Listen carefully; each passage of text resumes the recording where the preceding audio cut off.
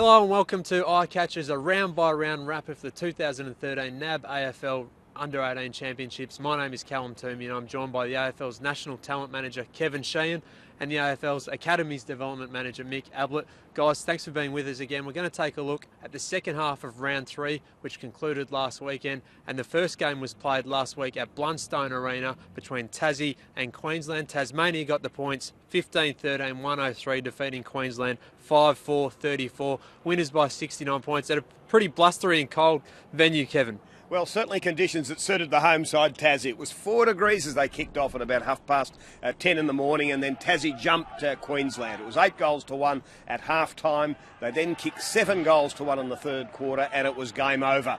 But at least Queensland in the last kick back, they kicked 3 unanswered goals to get some respect out of the game, but a big 69-point win to the home side, Tasmania. And the Kolodjasny twins were a couple to take the eye. Can you tell us a little bit about them?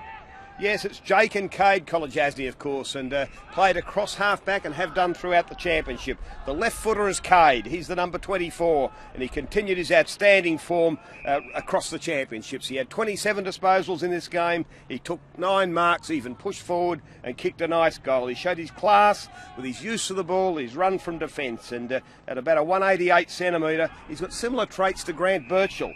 We all know the young fella from Tassie. He come across from Devonport, drafted way back in 2005. Well, Cade has got a lot of those traits. The left footer the same as him, and he looks set to be an AFL player by the end of the year. Then, of course, is his twin brother, Jake, the number 31. Also having a very good championship. He's bigger than his brother. He's a 192, so he plays in those key spots.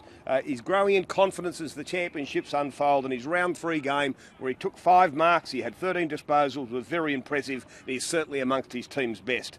He's got a good mixture of speed, power and agility, and he's really emerging as a genuine draft prospect for later in the year. Absolutely, Kevin. It was good to see Toby Nankervis continue his strong form. 27 disposals in the ruck and a lot of influence around the ground. A big day for him.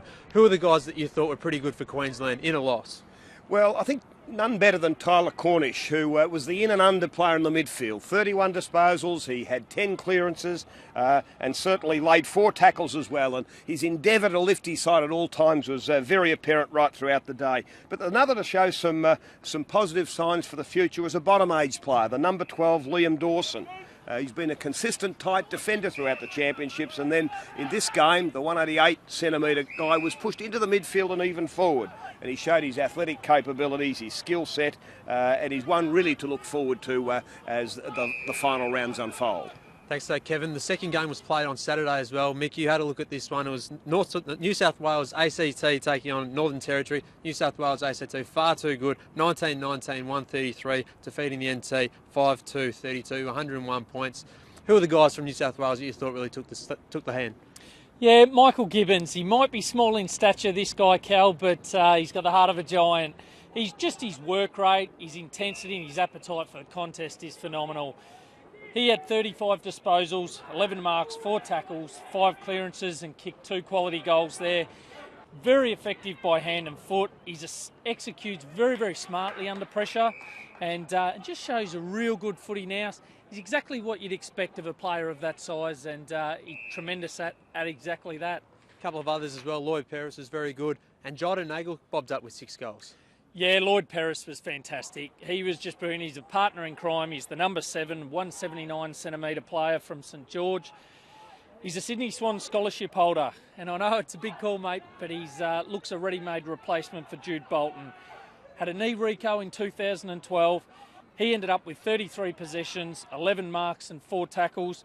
Just makes very, very smart, simple decisions with a footy, uses it within his limitations, and his transitional running and his game sense is absolutely first class, really separates him from the rest of the pack. The other guy I've got is a bottom-age player, Abe Davis, the number 36, 192 centimetres and 89 kilos. Just a very impressive, powerful unit, this young fella. Courageous and strong overhead, very efficient by foot and nice slick hands, distributes the footy well. Reads the play nicely, comes off his opponent at the right times. Done a lot of hard work, trimmed down, looks to be an AFL player. As you mentioned, Jordan Nagel bobbed up with 6. What can you tell us about him? Obviously a father's son, possibility of going to Essendon. He's the son of the late, great bomber, Merv. Yeah, he was fantastic again, Cal. I know we've spoken about him previously, but 6 goals. Geez, the contact he makes with the ball's impressive. He's a thumping kick. He did it body on body. He did it on the lead and slotted him from all areas of the Blacktown International Sports Park. Not a lot of winners for the Northern Territory, but Jared Stokes tried hard and went pretty well. Yeah, certainly did. He was the best of the NT boys. He's the number 9. He's a 173 centimetre midfielder forward. He's just an excellent spot-up kick. If you watch the vision here and just watch him weight those kicks to the forwards, he almost draws them into the football and gets them into positions where he wants them to receive the ball. So very evasive. His lateral movement's super. He ducks and dives and bobs around a bit. He was fantastic. Very, very creative player and certainly the best of the NT boys. Thanks for that, Mick. That's round 3, but eye catchers of a different kind were at Sydney over the weekend. Kevin, can you tell us what we might be alluding to? Yes, before the game played at Blacktown Sports Park, we had 3, international guests. They're 3 guys from the USA. They're college graduates, mainly basketball background, that has been brought out by the AFL and the Sydney Swans for a 3-week tryout to see if they can be, let's call it the next Nick Natanui or the next Mike Pike. They're potential ruckmen for the game. And you'll just see from the vision here, they're in love with the Sherrin already. They've only introduced the Sherrin back in April when they went to an international combine there in Los Angeles, but they've adapted to it well. So it's an exciting time for these boys, and let's hope that one or even more can make it onto AFL list by the end of the year. Mick, you were there in Los Angeles. What can you tell us about each of them? Fantastic athletes, that's one thing. They are first choice without a doubt in the world. But Mark Cisco, the big fella in the orange shirt, he's 207 centimetres and 115 kilos. He's an impressive unit. From New Jersey, you got Jason Holmes from Chicago, the big left footer. He's a fantastic athlete as well, played a lot of golf, baseball, alternative sports growing up. And then there's Patrick Mitchell, who missed the 2012 combine, was a late withdrawal, wasn't going to miss the 2013. A lot to look forward to there, and a lot to look forward to with the rest of the NAB AFL Under-18 Championships. Next 2 rounds. Round 4 starts on Friday. It's played again on Saturday over two days. Kevin, can you tell us a little bit about what we're expecting? Well, we're looking forward to the weekend down at Simmons Stadium there in Geelong. It's the big stage for Division 1, and then on Saturday we go to Vizzy for Division 2, Round 4. There's lots of, there's the cups to be won in each division. There's certainly the Lark and the Harrison medals to be decided, and then at the end of it all, there'll naturally be an All-Australian side announced. So a lot to look forward to with Round 4.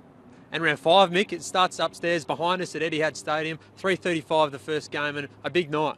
Certainly will be. They're on the big stage, mate. They're on the AFL ground.